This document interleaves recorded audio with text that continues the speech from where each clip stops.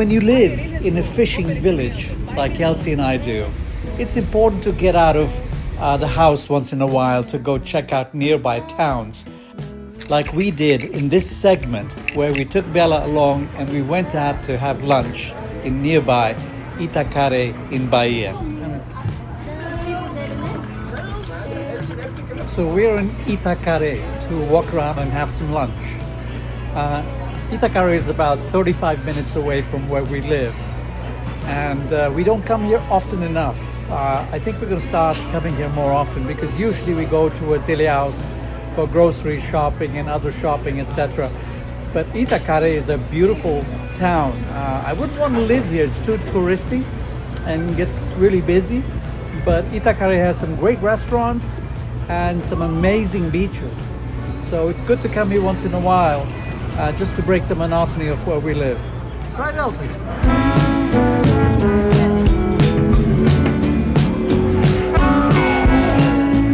So take a look at all this food, which by the way was very delicious.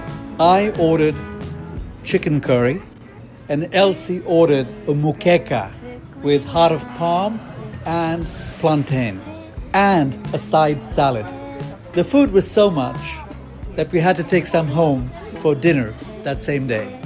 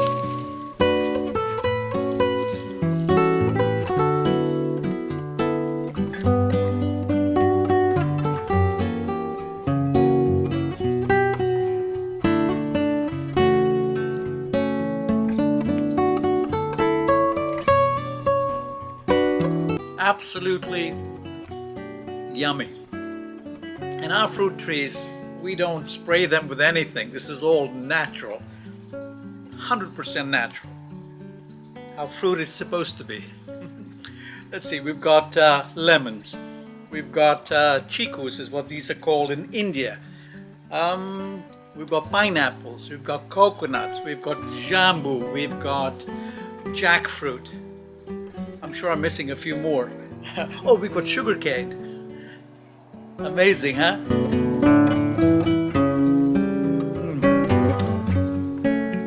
A única coisa que você precisa ter cuidado é que essa fruta, a goiaba, ela pode ter bichos dentro, como vermes, e pode ter um inseto, como marimbondo, ele morde o seu dedo.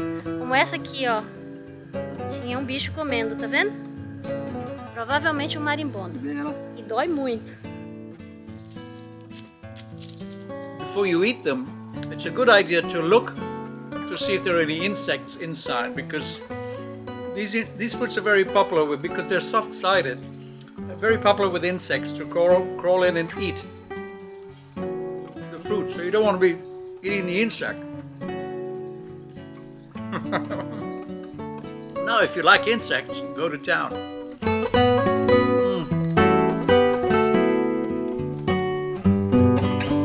Absolutely delicious. So today I'm a little bit frustrated with Miss Bella.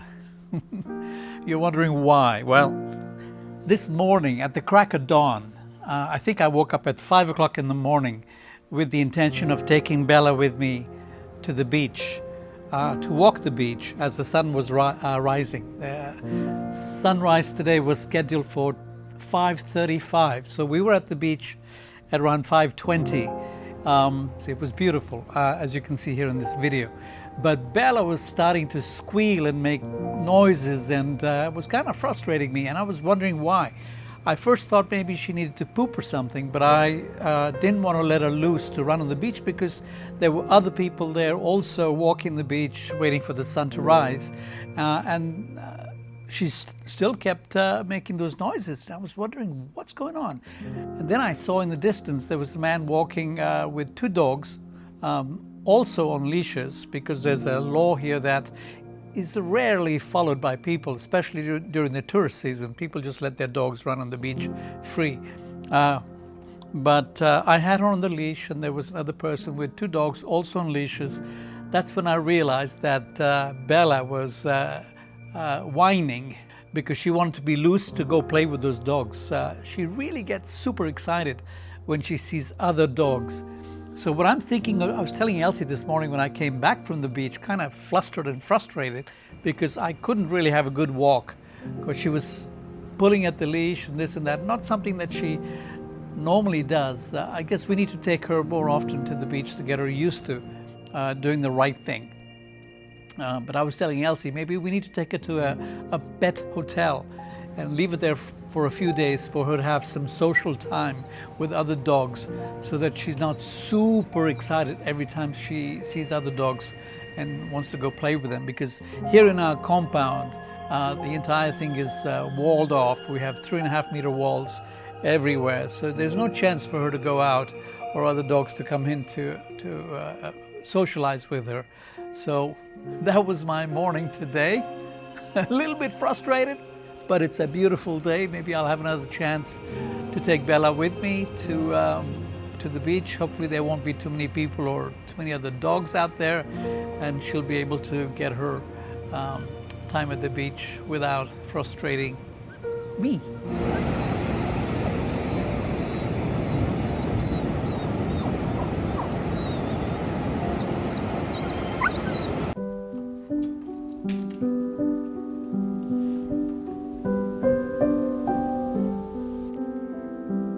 So we're gonna make an experience, something I saw in the internet, to take the ferrugem away, the rust, right?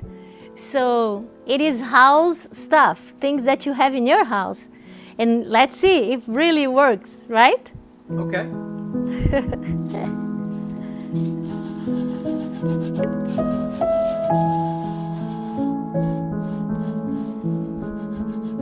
So let's wait a little bit and see if it really works, right? Yeah. So these things in the internet sometimes work, sometimes doesn't, right? So I hope it does. I'm gonna do my bike too. Let's see.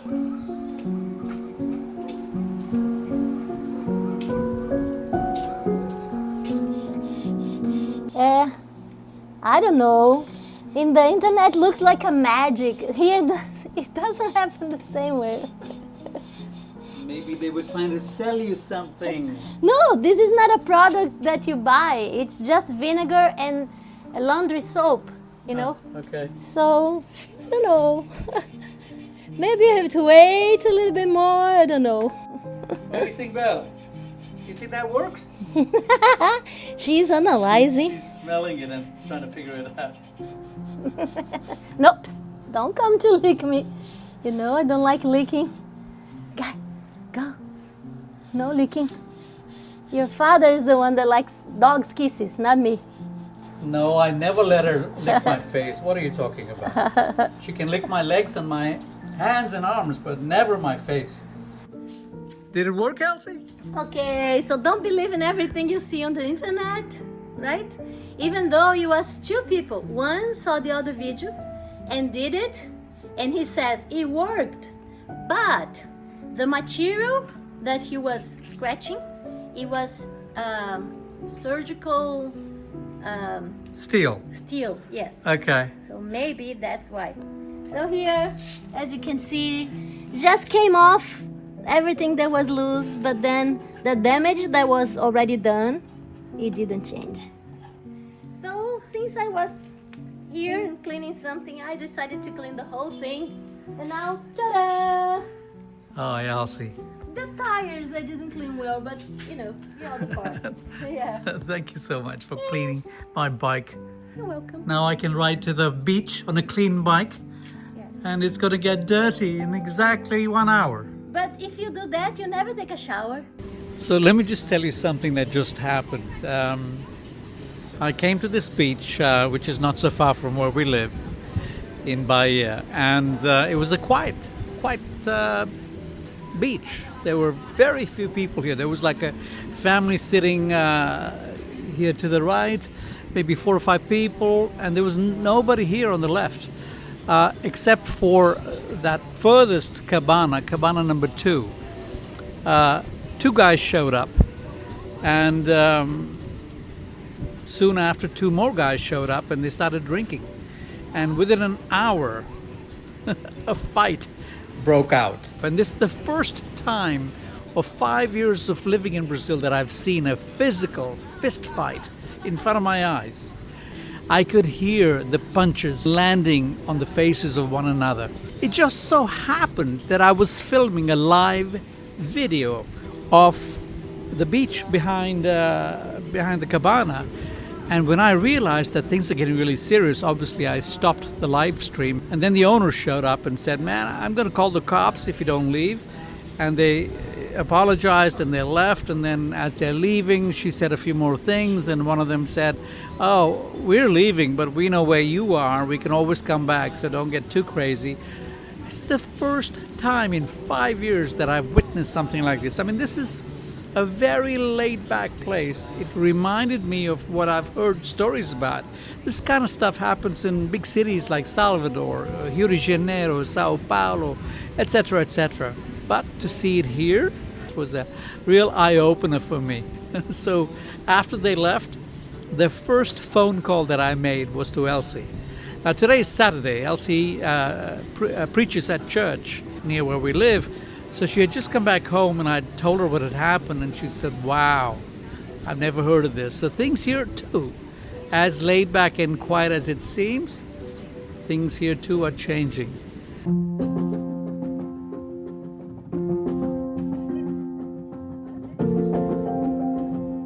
Today, expect something good to happen to you, no matter what occurred yesterday. Realize that the past no longer holds you captive. It can only continue to hurt you if you hold on to it. That is your objective for today.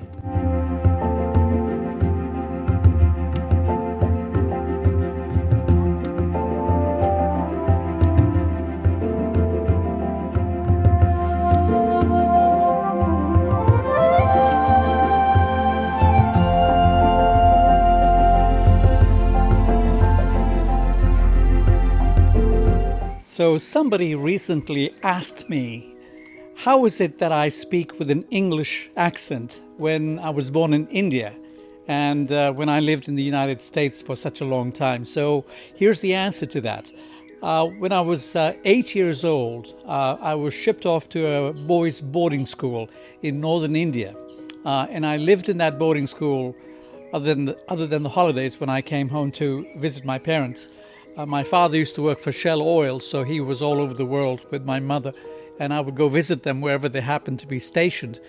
But this boarding school that I was at from the age of 8 to the age of 18, 10 years roughly, was run by, it used to be a boarding school where all the British officers of the British Army, when they were in India for a long time, their kids used to go to that school. The school is called Bishop Cotton School in Simla in northern India, up in the mountains. And so when I was there, the headmaster of the school was English, and a couple of the teachers there too were English. So the net result was that I spent my formidable years from the age of 8 to the age of 18 around them, and I picked up the way of speaking English as I do till today from them. And then later on, after I graduated from that school, I had a chance to go to England many times. In fact, I went to college in Scotland, in Aberdeen. So really, I should be speaking with a Scottish accent, if anything. But I've been asked this question many times. You know, in the 35 years that I worked in the US, many people used to ask me, "Are you English?" Did you live in England?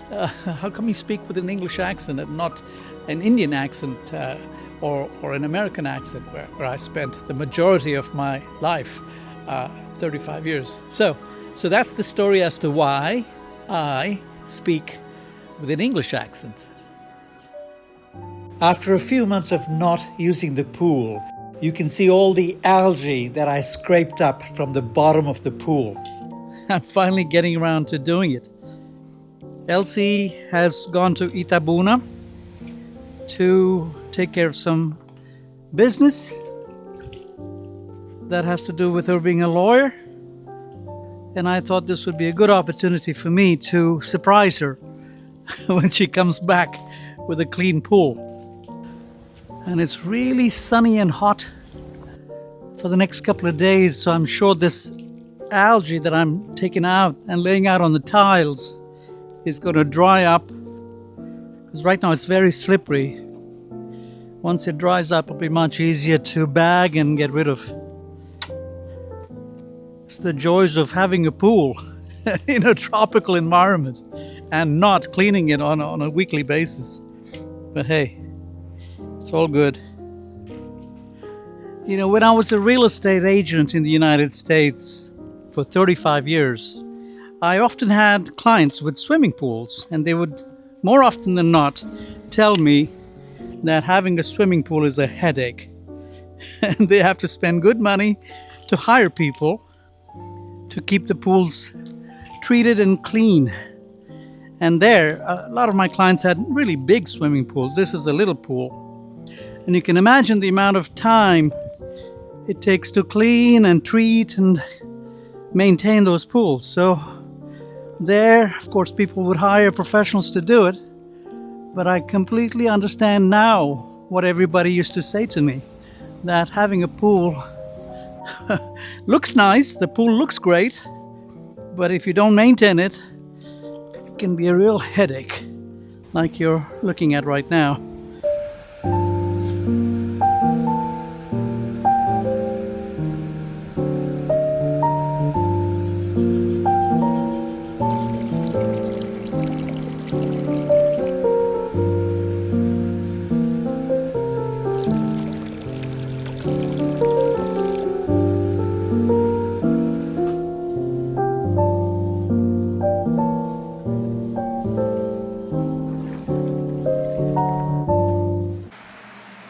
Good morning, Bella.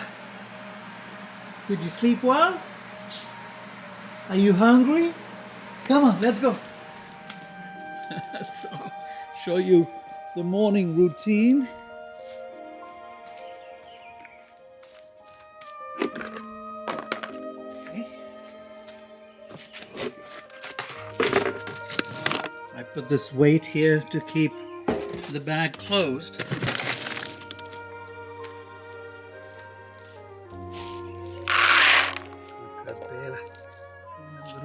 Change your water as well.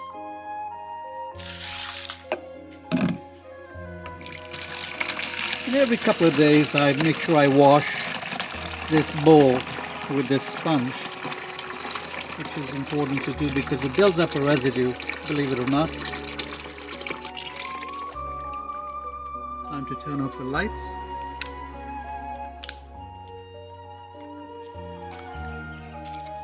Good girl, Bella. Love you, Bella.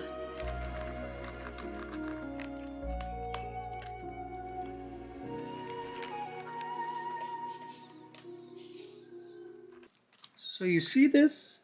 These are seeds of fruits that Bella eats at night, because she sleeps here outside at night. And she eats fruits. Look at her, munching away. What are you eating, Bella? Oh, you good girl, Bella. She's obviously a well-fed dog. You're a good girl, Bella. You know, these days almost everybody dreams of growing organic fruits and vegetables. So this is one of 5 papaya trees that we have growing in our compound.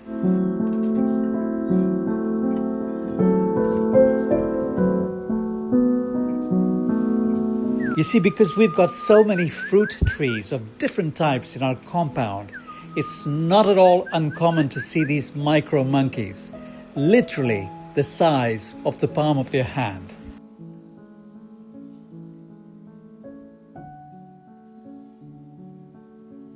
So the season for jackfruits falling from trees is almost over. As you can see around me, there are a ton of jackfruits that have fallen over the last couple of weeks and continue. There must be still about 15 or 20 big jackfruits still left on the tree. So we've got to be very careful where we walk, because we don't want these big heavy jackfruits to be falling on our head, because that'll be the end of our YouTube channel. So we have no choice but to look up at the trees as we're walking, so we make sure we're not directly underneath the jackfruits. But as you can see, lots and lots jackfruits have fallen. I just pray that Bella doesn't get hit, because some of these jackfruits are as big and as heavy as Bella. So prayers for Bella. Come here, Bella. Come here. Come here. Okay, sit down. You know, I have a tremendous amount of respect for artists who can just paint 1-2 paintings a day non-stop. I mean, I follow some of these artists on YouTube, and it's incredible how prolific they are in terms of painting. Hats off to them. You see, me, I have to paint when I find inspiration. Unlike vlogging. For vlogging, it's easy for me to think of subject matters and create a quick segment for vlogs. But for painting, I need to think about it, I need to plan it, I need to choose the colors, I need to choose the subject matter. So unlike vlogging, painting for me requires inspiration. So hats off to all you artists that are able to paint on a daily basis, because I cannot. But these were some of the last paintings that I made. Nice big size paintings about a month ago. I think the last painting I painted was about a month ago. And these are all from photographs that I've taken on my cell phone around this part of the world.